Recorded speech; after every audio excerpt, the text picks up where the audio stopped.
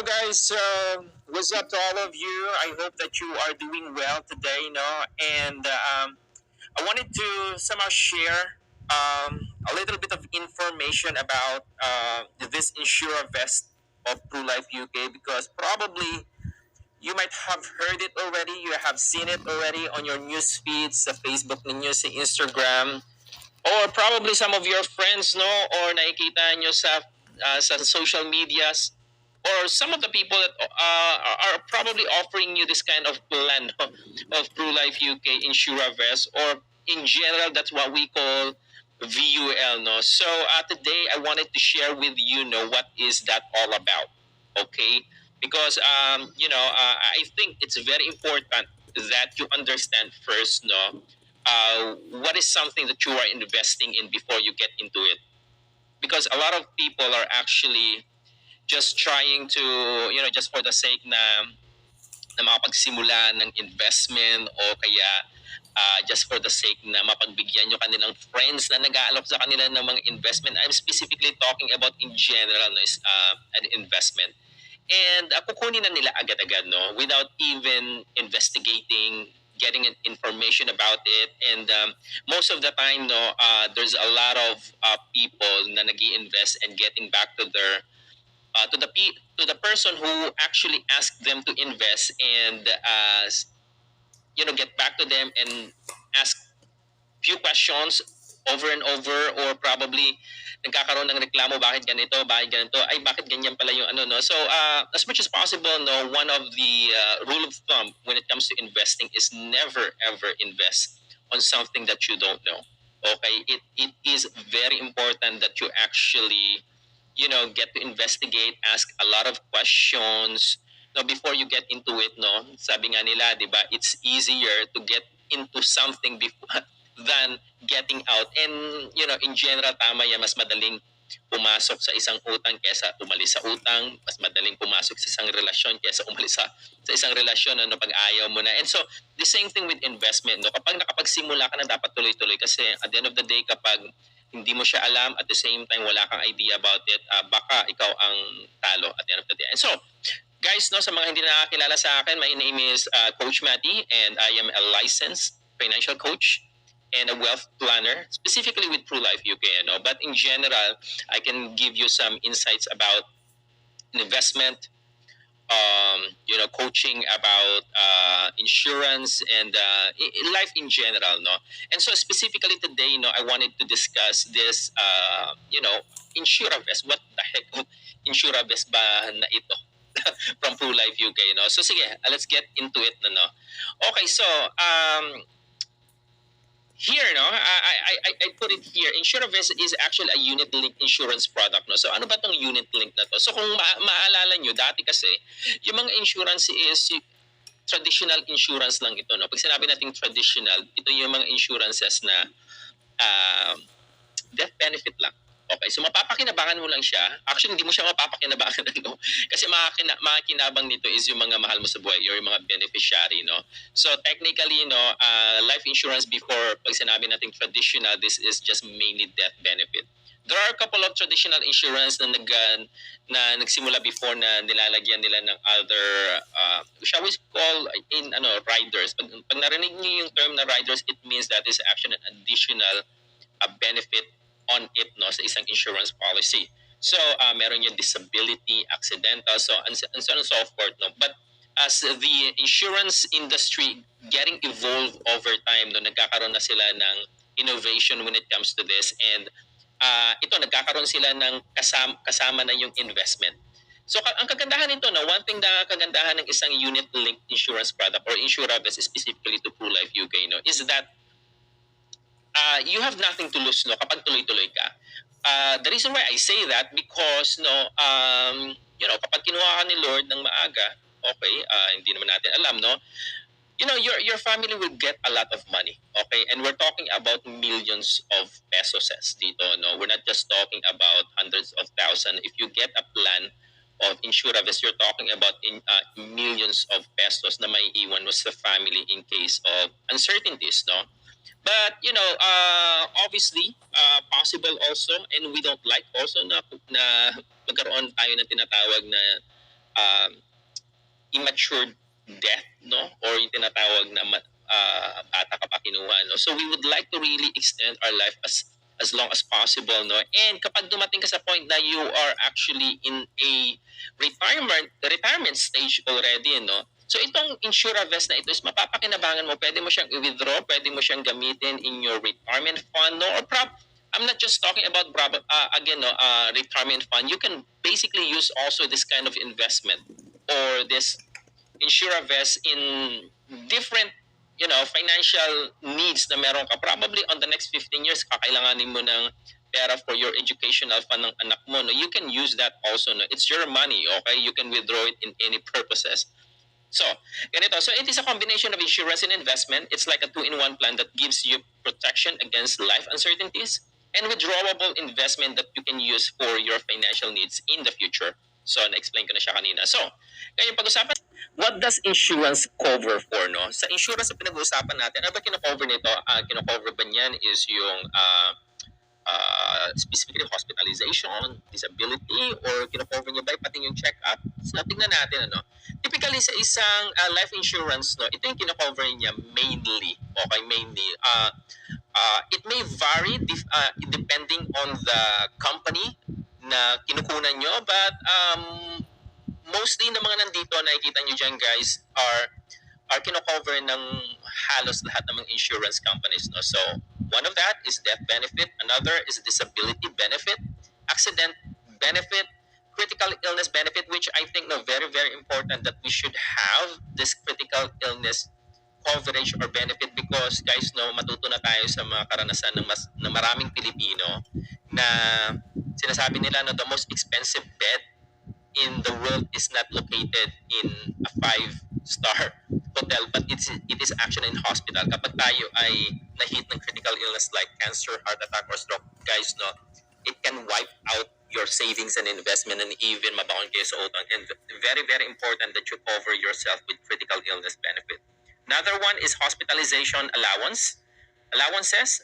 The reason why I said it allowances because there are several packages on that accidental expenses, reimbursement, and many more. So, in general, these are the basic benefit na kino-cover ng isang life insurance policy, no? But it may vary in different circumstances or depende din doon sa sa policy na kinuha mo sa pag-uusap nyo ng agent. Okay? So, ganun siya nangyayari. Okay, so ngayon, let's talk about how does investment works naman. No? So sa mga hindi nakakaalam na kung paano nagwo-work yung investment or probably wala pa kayong idea about how investment works, no? Let me just give you a very, very, a surface level information about it, no? So this is not really very, ang tawag dyan, deep, no? So ang nangyayari kapag kumuha ka ng insurance plan with Pru Life Uk, ganito ang nangyayari.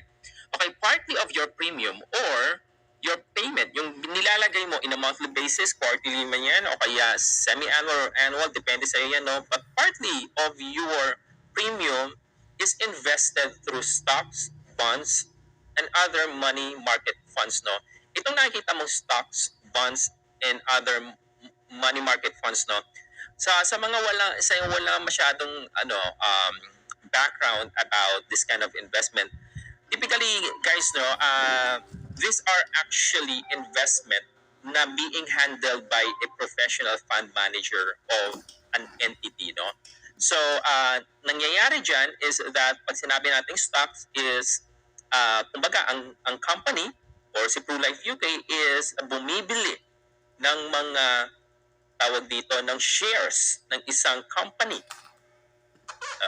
Actually, it's not only one company, but ng mga company na, for example, na where we are actually buying shares from Robinsons, SM, real estate companies, no? And then alam natin na yung mga company na ito, yung mga stocks, yung shares na ito is pwede siyang lumago over time, no? But again, guys, let me just also have a disclosure, no? Pwede rin siyang magkaroon ng tinatawag na drawdown. Pag sinabi natin drawdown, no, is bumababa rin yung value niya depending on the economic statuses, performance of the company. So, ganun siya nangyayari. So that is stocks, no? And typically, pag sinabi nating stocks and nilalagay siya sa isang fund, no, makikita nyo to sa lahat ng mga investment, no, na yung word na equity. Okay? Pag sinabi nating equity, pag na may nakita kayong equity sa mga fund na ini-invest nyo, ibig sabihin, ini-invest yung pera ninyo sa mga shares ng mga companies, no, or stocks, no. So, what about the bonds, no? So, ang bonds naman is basically in very layman's explanation siguro, no, bonds is parang pautang siya, no. So kung para siyang kontrata na pautang sa mga government or even sa mga big entities, sa mga company, no, na alam natin na kapag nagpapautang tayo sa isang government or sa isang entity is meron yung tinatawag na contract na kung magkano yung kailangan nilang ibalik na interest, no, in an annual basis or even sa pag-uusap nila. um, as far as I know, I don't know, I'm not really sure na kung 5 years yung minimum ng isang bond asset, no. I'm not really sure about it, pero sa 5 years na yan is lalago at lalago yung pera mo kasi merong agreement ng isang company and a government kung magkano yung i-return nila. And many other market funds, guys, na ini-invest din ng isang insurance company like Pru Life UK, pwede rin mag-invest sila sa tinatawag na real estate. Pwede rin sila mag-invest sa mga international stocks, no? Pwede rin sila mag-invest, no, sa mga uh, yes, cryptocurrencies, no. I don't know exactly kung pinapasok na siya ng mga insurance company, no, pero they are considering it already because right now, no, it's very trending yung cryptocurrencies, no, and kino-consider na siya as a legit investment vehicle, no. So but the good thing about this, guys, no, kasi alam natin na kapag tayo ay nag-invest is wala tayong masyadong alam sa pag-handle nito, kailan tayo bibili, kailan tayo mag-withdraw, no. And that's why we have what we call typically, no, sa mga life insurance company, especially with Pru Life UK, meron silang tinatawag na professional fund manager na nag-handle ng pera. And here with Pru Life UK, that is actually the East Spring Investment, which is one of the best. Hindi ko naman ano, no, pinagyayabang siguro, but yes, it is one of the best fund manager in Southeast Asia, no. So we are talking about not local fund manager, we're talking about international fund manager na nag-handle ng pera ni Pru Life UK. It means if you get a Insure-Vest plan with Pru Life UK, ang pera na nilalagay mo is being handled by its East Spring Investment. Sila ang nagpapalago ng pera. So kumbaga, tayo is nakiki-ride on lang sa kanilang performance. Ibig sabihin, kapag lumago sila, lago rin tayo. Kapag sila ay natalo, talo din tayo. Okay? But one thing is for sure, they are professional and they know what they are doing. Okay, next. So, basically, your investment will earn depending on the performance of your chosen investment fund. Sa isang Insure-Vest plan ni Pru Life UK, you as a client, no, or as an investor, I should say, you have the uh, you know it's not ability, pero you have the choice, no, kung saan mo ilalagay yung investment mo, specifically kung stocks ba yan or equity, or bonds ba yan, or even international mga investment vehicles, no. Now, what I can probably advise, no, because this investment vehicles or fund na ito has what they call palagyan na lang natin, no, yung investment appetite or yung aggressiveness. Depende yan sa tinatawag natin na appetite mo when it comes to investment. Ikaw ba ay high risk investor na you can actually bear to have a high, alam mo yon, drawdown, or tinatawag natin losing streak for few years, no, and you can still bear that because naniniwala ka na in long run it can gain you more money, no. That's what we call aggressive. Probably you are more likely to be in a stocks or equity, no, because they yield high return over time. Okay, I'm talking about over time, no, kapag ito ay long term. Pero typically, if you are looking for just a steady, moderate, or very conservative, most likely you will be, I advise to put that into bond fund, no, or bond market, no. Why? Because bond market is not really that so aggressive. They have a very steady tawag dito, return over time. However, the downside naman yan is hindi siya ganun kalaki, no, in average, no, versus with the stocks, equity, and many international funds na meron, no. So again, depending on you, and that's why it's very important you talk to your financial advisor. That's very important, no. Rule of thumb, obviously, no, kapag ikaw ay bata pa at ikaw ay nagsisimula mag-invest, most likely I advise you to go with stocks or equity. Why? Because you have long time horizon for you to save the money. So kung meron man mga drawdown for a few years, you can still, alam mo yun, makakabawi ka pa rin on the next year to come. So para siyang ganun. So kung na-average mo siya, no, na-average down mo siya, yung magiging return mo over time. When I talk about a long term, no, it's a minimum of at least 10 years. Okay. Pero kung ikaw ay nasa medyo 50s na, and then kinakabahan ka na kung baka wala ka nang kikitain, no, after a few years, probably I suggest na to put that into bond fund para at least medyo secure yung iyong investment. Okay. So let's make some comparison. Ano? If you're investing at the same time, if you are saving in the bank, sa ba mas okay siya? No? Let's do some comparison. Okay. So here, as you can see, I have here two avenues to put your money on. So in saving in the bank and InsurVest of Pru Life UK. So shall we say that you are able to save 5,000 per month, no, in the bank? What is happening if you are saving that in the bank? So obviously, magkano yung magiging total amount of your money after a year, no? 60,000 pesos. So nadodoble siya every year, 60,000, 60,000. The problem with here with saving in the bank, alam naman natin, no, na hindi naman siya ganun kalaki kumikita, no. In fact, yung average interest ng mga banko is only 0.25 to 0.50, no. But if you are looking for tawag dyan, steady lang, pwede kang dyan sa bangko, no? I mean, we're not really discounting, no, doing saving in the bank, because obviously you still need to do that, because if you need some liquidity or yung easy access, no, na pwede mo siyang gamitin immediately, best niyan is bangko talaga, no? So best purposes of that is emergency fund or short-term goals, like, bibili ka ng ng cellphone on next year, no? Save ka sa bangko. Okay, parang ganun. The downside, another downside nito is yung protection. Okay, in case of emergency, in case of accident, nagkaroon ka ng sakit, or even mamatay, no, or something happens to you, no, walang ibibigay ang bangko sa'yo. Okay. Here with Pru Life UK, with InsurVest, ang nangyayari, no, the same thing. Okay, you are saving 5,000 per month or 60,000 per year, no. Potentially, we're not, as nasabi ko naman kanina, no, that we are not guaranteeing growth, no. Okay, depende yan sa performance. So the potential growth is na palagay natin 4% to 10% annually. No? Projected value niyan in 15 years is 1.3M to 1.5M. No? However, alam natin, no, nabanggit ko na to kanina, it's a combination of insurance and investment. So nangyayari is meron ka ding tinatawag na protection benefits. Ibig sabihin, kung ikaw, palagay na lang natin kung ikaw ay breadwinner na isang family, kung ikaw ay parent, no, alam natin, no, na kapag nawala tayo ng mga breadwinner o mga parents, no, there are few people that will change their lifestyle kapag hindi ka nakapag-provide sa kanila.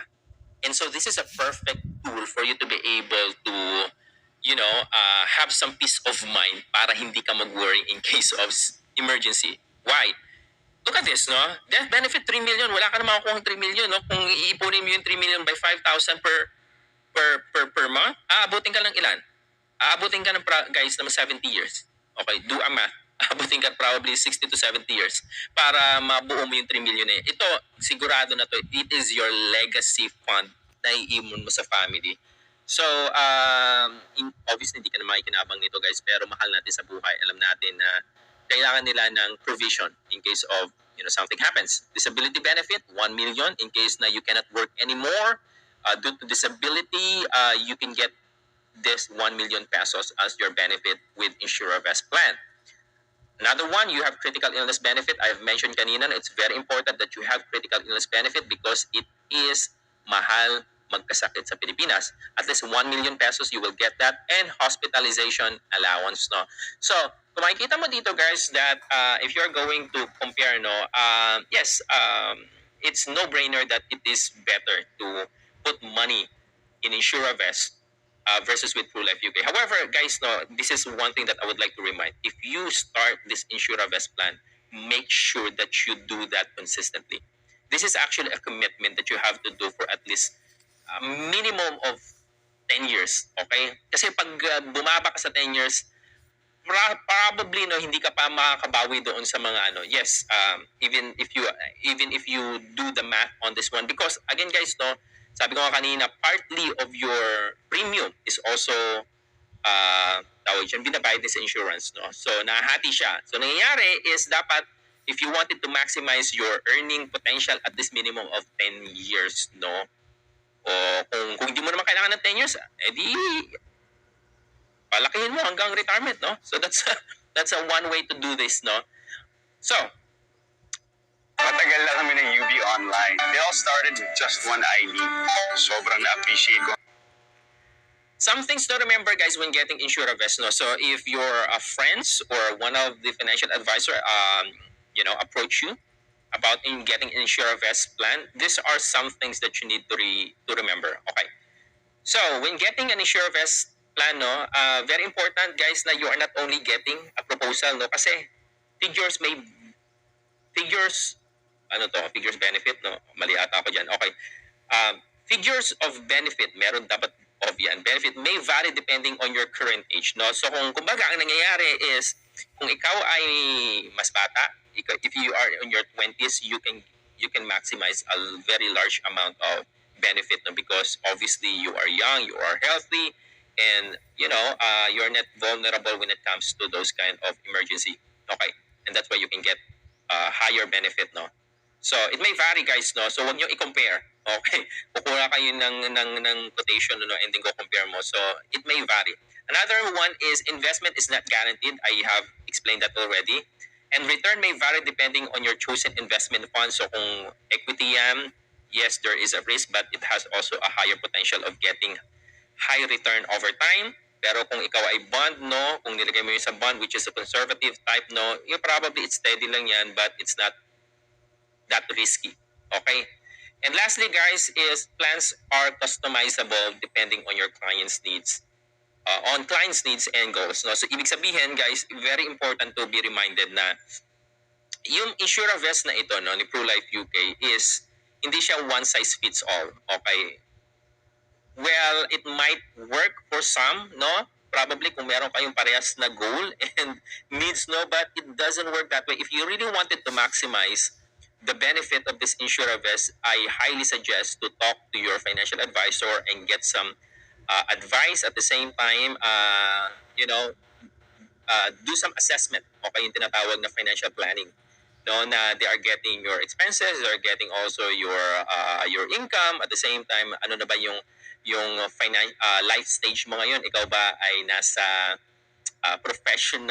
young professional, you're not yet breadwinner, or wala ka pang asawa, or ikaw ba ay meron ng pamilya, you are already parents of few kids, or probably you're already in a stage of pre-retirement. So it may vary, no, doon sa kung ano man yung stage of life right now, and that's why it's very important that you ask to customize your InsurAvest plan depending on your current situation right now. So that's it for today, guys. Now, I hope that you were able to get some insights about, before you get an InsurAvest plan of Pru Life UK, get to